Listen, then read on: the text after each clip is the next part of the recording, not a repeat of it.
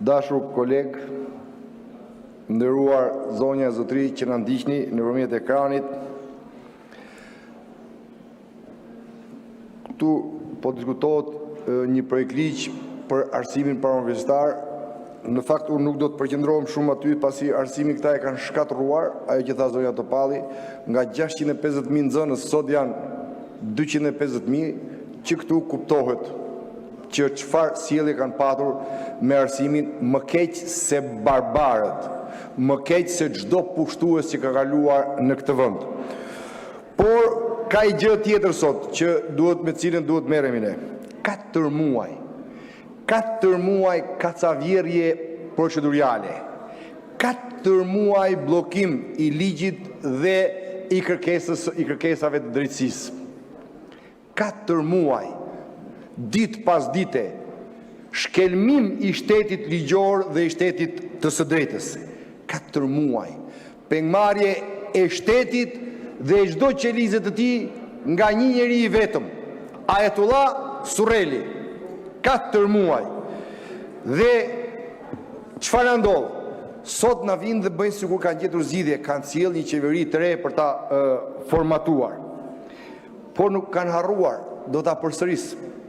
Dje, këta këtu, duke përfshirë edhe organizatën kriminale që është mbrapa, flisnin nga mëngjesi darkë për fundin e pandëshkueshmërisë. E mbani mend apo jo? Fundi i mori me radhë për të treguar që do të jepte fund pandëshkueshmërisë, ja u futi me radhë. E nisi me Lefteri që ishte lojtari i huazuar nga një ekip tjetër, e vazhdoi deri tek Lali Vjetësi, të gjithëve me radhë ju afuti sepse do të tregonte që japi fund pandëshkueshmërisë. Por kur erdhi ke vetja, tani stop, tani tha ju do bëni kamikaz të mi për të mbrojtur mua nga ndëshkueshmëria. Se nuk është Belinda, jo, është vetja vetë, është kreu i narkosit që ndjen lagështirën, nuk është se për Belindën e shonte për ditë, por është vetë brenda. Është vetë, edhe përpiqet sot me këtë riformatim kozmetik për të rregulluar imazhin e një pushteti të degraduar totalisht dhe të rënuar plotësisht. Problemi i Shqipërisë, të dashur qytetarë të këtij vendi, nuk është çështja e një zëvendësimi të një ministri apo zëvendës kryeministri apo të 7 ministrave apo çfarë. Jo, ata janë figurant në lojrat politike të narkosit. Por tani çështja është tek ai, sepse e patju për sa kohë figurantët shkonin ke vendi, dilte dhe fliste për drejtsinë e re. Tani që po i shtrëngohet laku tek ajo e paprekshme e tij gjasme, por në fakt është vetja vetë, tek Belinda, tani turret nga frika e prangave për vete, turret siç e ka zakon futet në për fustanin e grave, tash edhe ke fustani i Belindës. Siç është futur gjithmonë në për fustanin e grash për të mbrojtur. Tani mund t'ju them një gjë. Ore, a e ndjeni se e keni quar këtë vend në zgrip?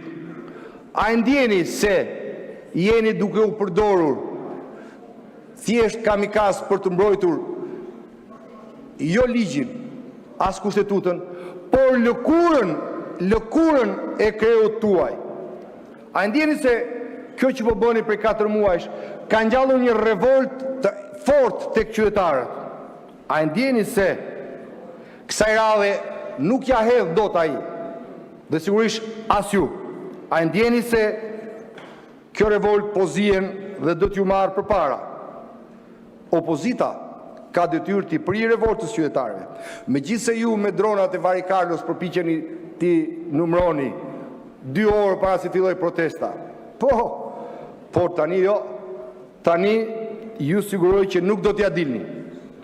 Sepse është zemrimi i qytetarëve për aferat e rrugëve, për tenderat e Akshit, për koncesionet që kanë kushtuar miliarda euro, për incineratorët, për të gjitha, është zemrimi. Dhe çfarë bën tani Rama që ndjen këtë zemrim? Nga një timonier i madh, nga një lider global, u zvoglua, u rrudh, edhe u shndrua në një drejtues naiv, i paaft për të kuptuar se i pas kanë ngrënë, i hajnë dardha, i hajnë kumbulla, i paaft, nuk e kupton, ky lideri global. Dhe përpiqet të lajë fytyrën e zbardhur nga kokaina dhe të nxirë në anën tjetër nga korrupsioni me disa burokrat që i quan qeveri. Jo,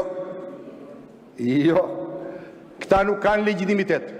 Dhe ju e dini më mirë se kushdo që nuk ka më legitimitet kjo band, plaçkicish, sekundër se s'keni as ju legitimitet më.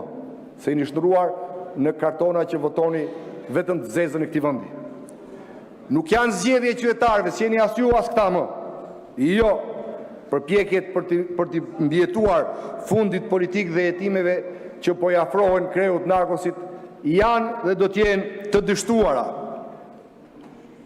Hakmarrjet brenda jush janë çështje çorbës tuaj. E hëngre Elisa, e hëngre ti. Ike ti. E mbamen sa me zell këtu sulmoj opozitën? Me shumë zell. I përgjigje, të pa ta thënë unë Elis, do ta hash me rast siç e kanë hëngër parentësit tuaj. Ja ku e viktim. Ike Elis, pse? Sepse ai nuk fal asnjë. Ai është gati t'ju hajë gjithëve për kë? Vetëm për lukurën e tij. Dhe prandaj sot na paraqet as i ministër, 7 obortar të tij. Po prap do të themi, ore kjo qeveri, a është ajo qeveria e kanabizimit? Ajo është qeveria e laboratorëve të kokainës? A është qeveria e karteleve të drogës? A është qeveria e Gysit, e Belindës dhe Mirlindës? A është qeveria rrugëve të Florinda që po ju shemben? Se ju ndodhe kjo ju. Rrugët tuaja me 10 fishin e çmimeve të europiane dhe janë shembur të gjitha. O si shpjegohet që çdo rrugë që keni ndërtuar ju shembet? Ne ishim para jush. Po nuk shemen rrugët që kanë ndërtuar qeveria e Sali Berishës. Rrugët tuaja shemen. Pse? Sepse është korrupsioni, është krimi juaj. Tani, a mos vallë ka ndryshuar gjë? Sot që mundoni të votoni 7 figurant? Jo, ju sot keni ngritur në karrierë 7 antar të rrezikshëm të sektit tuaj kriminal dhe s'keni bërë asgjë tjetër. Dhe sot përsëri, pas kësaj çdo shqiptar është i bindur që ky narkoregjim është ideuar i tillë që në 2013 dhe Shqipëria do shpëtoj vetëm kur të largohet ky narkoregjim. Tatpjeta ka nisur. Nuk e ndalni ju dot tatpjetën. Edhe ky kuvend, absolutisht, ky kuvend çfarë tregon? Që vetëm tatpjeta është e pushtetit, po ky kuvend tregon që për fat keq është në tatpjetë edhe shteti, sepse parlamenti është katandisur në një noteri i akteve korruptive dhe kriminale që kreu narkos ju sjell këtu ju. Ligjvënsi është bërë liriput i ekzekutivit dhe s'ndodh kund në botë përveç se në narkoregjime. Pushteti, gjitha pushtetet janë në shërbim të Ayatullah Surrelit. Nuk ekziston, nuk merr frym asgjë tjetër në këtë tokë për jashtë Ayatullahut dhe vullnetit të tij.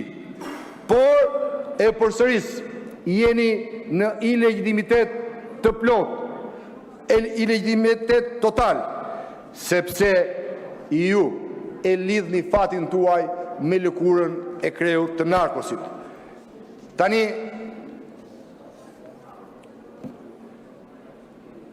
e kujtoni kur filluat fushatën, fliste për integrimin. Edhe një minutë. Fliste për integrimin, kreu i narkos. Ku e keni integrimin? Sot e harroj integrimin. Duam bashkim ekonomik, tha. Integrim nuk duam. Ju premtoj, i mashtroj shqiptarët, i bleu. Çfarë s'bëri? I është mekur edhe goja. Sepse Rama sot është në hall.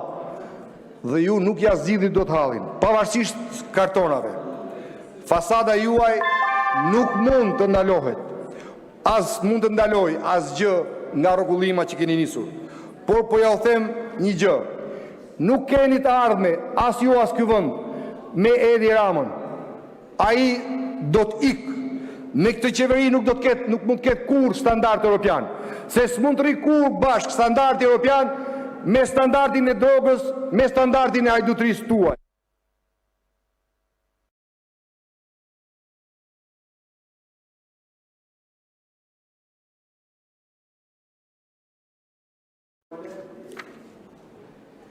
Edhe 30 sekonda.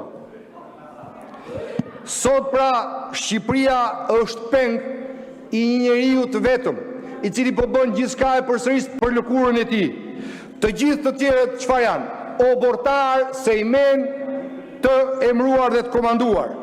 Ndaj ka vetëm një mesazh. Largimit i Edi Ramës dhe i bandës së plashkisëve të tij për të rikthyer legitimitetin jo thjesht pushtetit, por edhe shtetit. Çdo ditë që qëndron ai aty është keq për Shqipërinë dhe është keq për shqiptarët. Largimi i tij është shpëtimi i një populli, shpëtimi i një shteti nga falimentimi, rruga e vetme për ta shpëtuar Shqipërinë nga asgjësimi. Ditët tuaja po numërohen, mos mendoni se kartona do t'ju mbajnë gjallë, edhe këto kartona do t'ju digjen siç ju janë djegur shumë gjëra të tjera dhe fundi juaj është shumë i shpejtë. Zonja Spiropali, fjalën për replikë dhe të përgatitet zonja Selami. Flamur, fytyra dhe veshja është e jona dhe po përfitoj nga fakti që si ti ashtu edhe Saliu përmendët fustanet dhe ngjyrat e tyre, për t'ju thënë se unë jam veshur me të bardha e do vazhdoj të vishe me të bardha, se unë s'kam bërë turp, i kam bërë vetëm derë Shqipërisë, brënda dhe jashtë. Dhe në fund ajo mbetet, kështu që secili duhet i bëj llogarit me turpin dhe me nderin. Fjalën e ka zonja Selami. Nderuar nënpërjetare e Kuvendit, të nderuar kolegë deputet, të dashur qytetar.